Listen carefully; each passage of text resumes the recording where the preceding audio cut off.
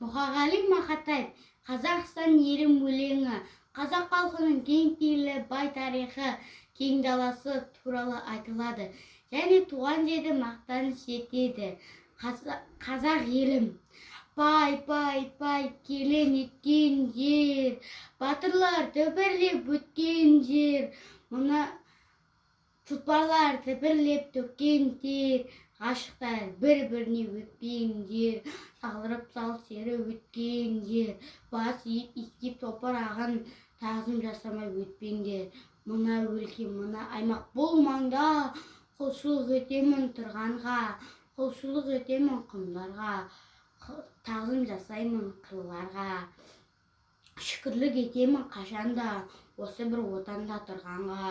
Жазы бар жалынмен жандырған, қысы бар аязға қалдырған, көктеме балауса балдырған, ал күзі алып бірақ арман.